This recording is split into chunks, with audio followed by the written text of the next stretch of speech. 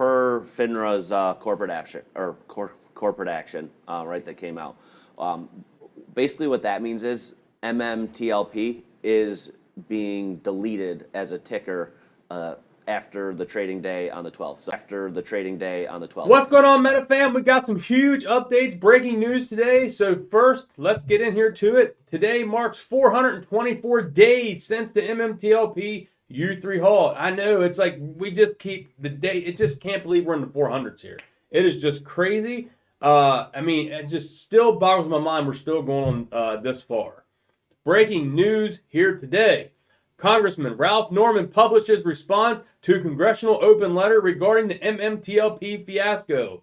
Ralph Norman found the SEC Gary Gensler two-page response empty. And here is the official post that Ralph Norman did. Just received this empty response from the SEC regarding MMTLP, 6 days late and worthless. Completely unacceptable. We don't need to look at the letter because he pretty much sums it up. Worthless, unacceptable, and we would hope that this would possibly get them to realize that they're just being very cocky, very arrogant, not really even, answering the questions that the representatives in the open letter has, and they're just brushing it off like it's no big deal, like nothing's ever going to happen. We need them to get in here and hopefully get a subpoena going. That would be very huge.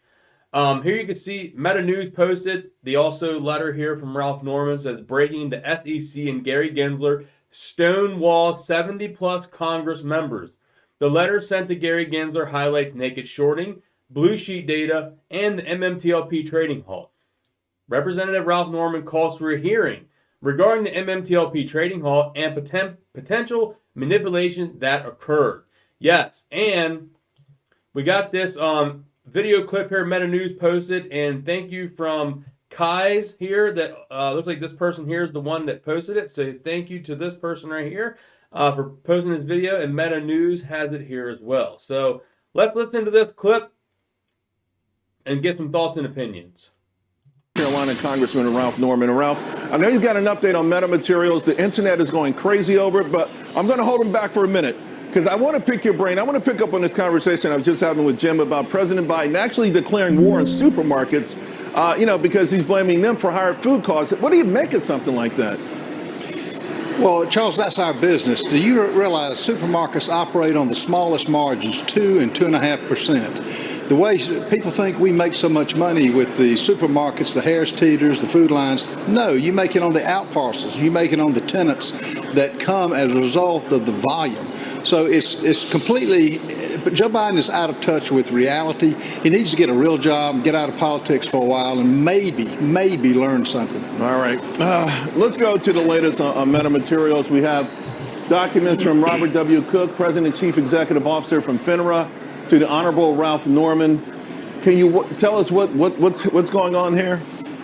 Well, first of all, Charles, this started because we had an investor that was in tears because he couldn't get any information on the over-the-counter stock he purchased. And, we started getting involved. We wrote FINRA, we wrote the SEC. FINRA responded, and get this, Charles, we wrote the letter in December and gave them until January 31st. FINRA responded on January 31st. SEC with Gary Gensler have not heard one word on, what's the share count?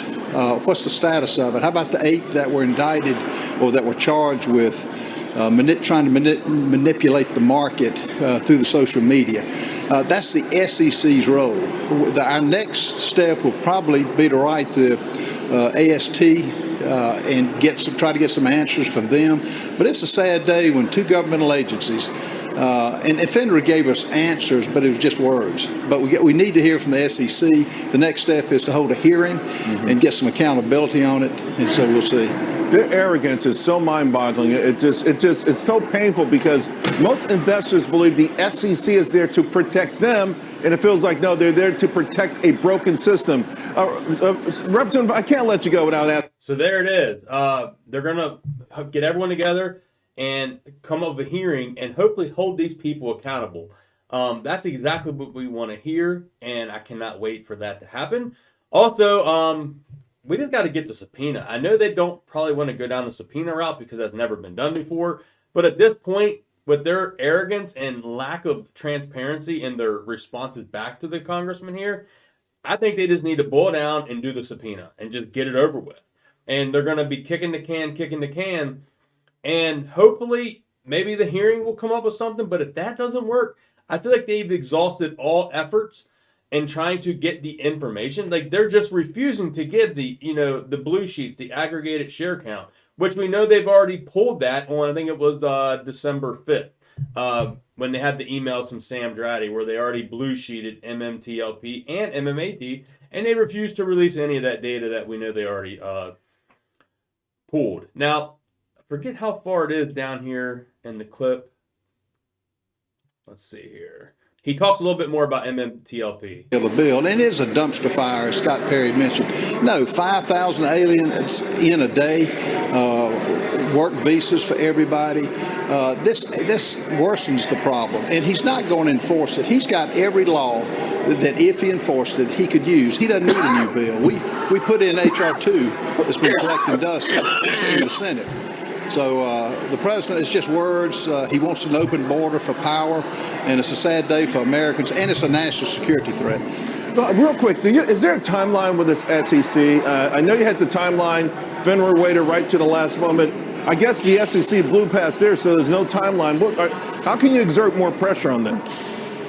Call for a hearing, and only the chairman can do that. I'm going to go to Patrick McHenry, who's chair of financial services, and really James Comer of oversight, and let's get a hearing. Let's get him in. He came back months ago, and when we asked him the questions about metamaterials, Nextbridge, hydrocarbons, who they merged with, and he didn't have any answers. That's his job. Yeah. He's collecting taxpayers' money on a job he's not doing.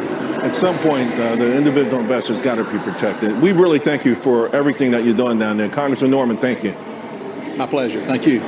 So there you go. They're going to get in touch with those two people there from the Oversight Committee and get a hearing set up. And hopefully, it does seem like they are trying to go every route possible before a subpoena. So they can say, we went here, we went there, we tried this, we did that, and we have not got any resolution, and you have forced me to do the subpoena.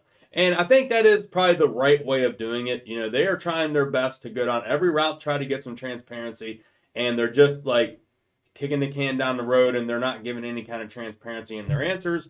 So we'll see if the hearing, that gets scheduled up, hopefully, and they get that done. And if nothing out of the hearing happens, maybe then they would just go with the subpoena. So other little bit of breaking news here. It ain't really huge news, but Nextbridge here files the S1A Amendment number 3 to the 40 million share offering to credit investors. SEC effective, filing still pending. Curtis here pretty much did a quick summary of that. He says the S1A has minimal changes.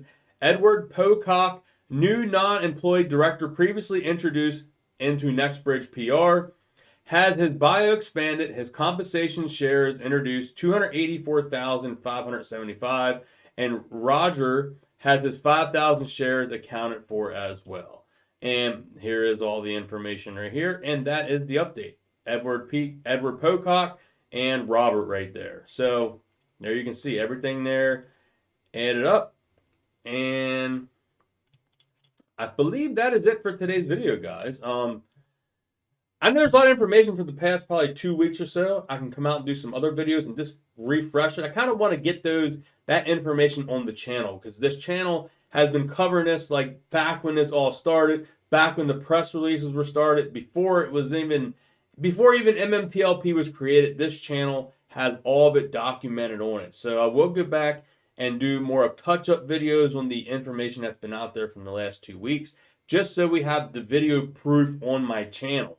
Love and appreciate every single one of y'all. Hope you all enjoyed the video. If you did, smash the thumbs up, drop a comment down below, and I'll catch y'all in the next video, guys. Peace.